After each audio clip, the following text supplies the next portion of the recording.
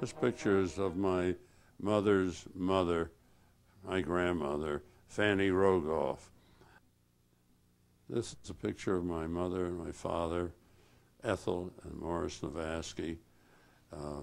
And the picture was taken in Brooklyn, Bensonhurst, sometime in the 20s. Picture of my father taken in 1891, the time of her marriage to my mother, and it was in New York. This is the last picture taken of my mother, and it was taken at Mark's bar mitzvah. She died shortly thereafter. This is a picture of, from left to right, Ben, my father, and Nate in front of the Royal Grocery at 20 South Main Street. This was in approximately 1914, approximately that time. This is a picture of Charlie and I, and it was about 1918. I was about 6 years old, and Charlie was just entering high school. Now, this is a picture of my father, Nate sitting, my brother Ben, and myself on the bottom right. This is a picture of myself when I was 16 years old and on the high school baseball team. That was the year I graduated from high school, that spring.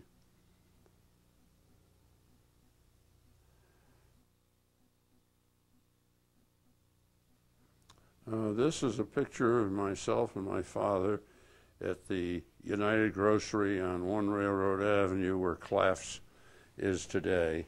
I was then in either my senior year of high school or just the year I graduated.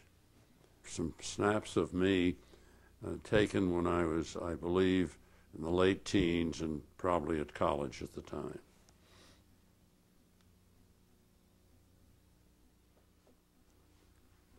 That's a picture of me. That's pipe smoking, and it was that picture was taken sometime in the late 30s or early 40s. This picture was taken while I was in college also. This is a picture at our wedding on December 4th, 1938.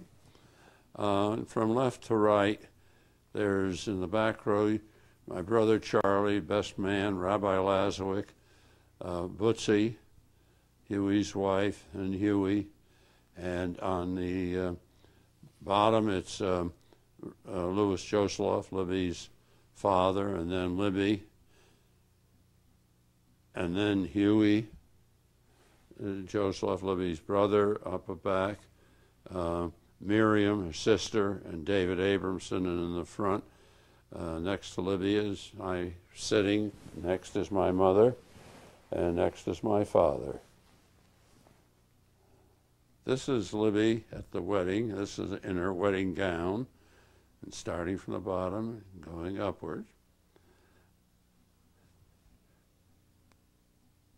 That is on December 4th, 1938.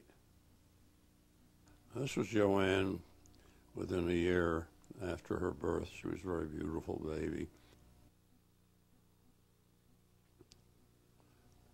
This is Bernie as a baby.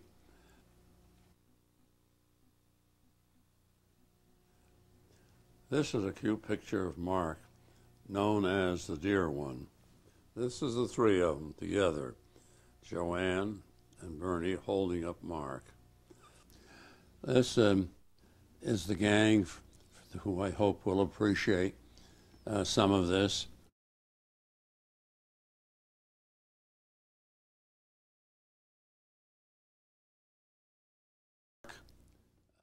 Do you know anything about your birth, Leo? Yes. Many children before you. 6 boys, and I was the hope for a girl.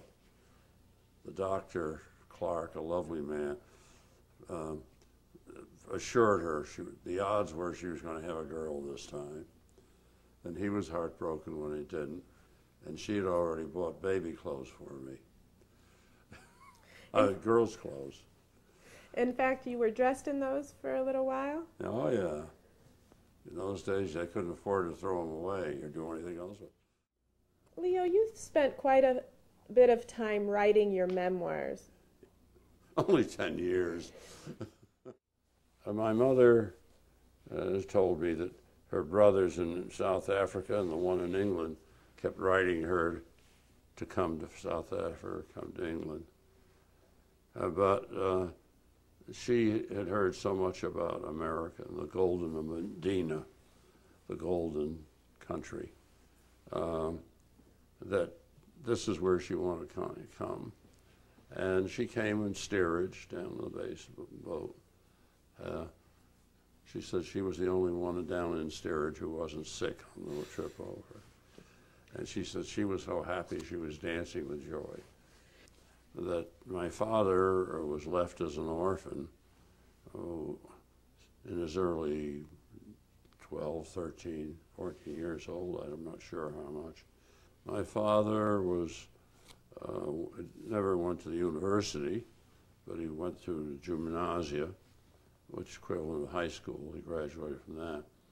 But he was very well educated in Jewish, in Torah, Talmud, and so forth. My father was all the time I knew him, a very hard-working individual.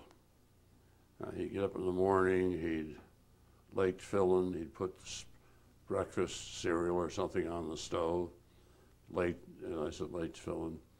And then after breakfast, he'd walk to the store, which was about a mile or so away. He'd be there in time to open it at 7. Sometimes he'd stop at the market, the wholesale fruit market, and pick up, order the fruit and so forth. And he would close the store at 6 o'clock at night, so he worked in the store 11 hours, and then he'd walk home. Sometimes, I guess, he'd indulge in a trolley car. But when he first came here, he was a peddler, and he used to walk peddling on foot up to Weston and Wilton, Reading, in that area. And during the week, he would frequently stay overnight at some house that was good enough to let him stay there. And he'd pay him, I don't know, whatever it was, 25 cents or 50 cents for the night. There were many of them would have signs on them. There's no peddlers, or no Jews, no blacks, welcome, something of that sort.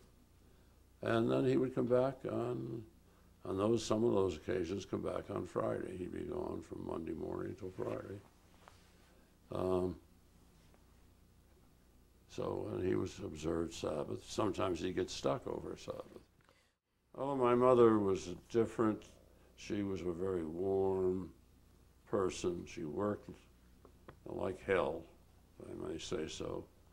She was abler and smarter than any of us youngsters gave her credit.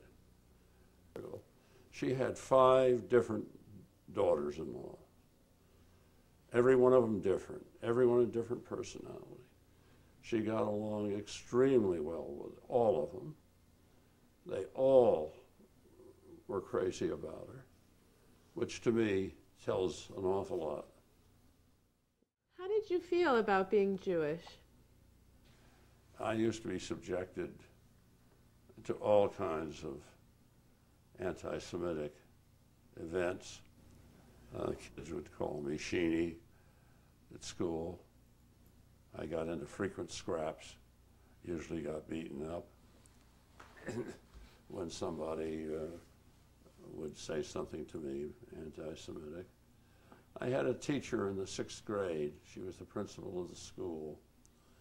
Excellent teacher, ardent Catholic. I never said the Lord's Prayer, nor did I ever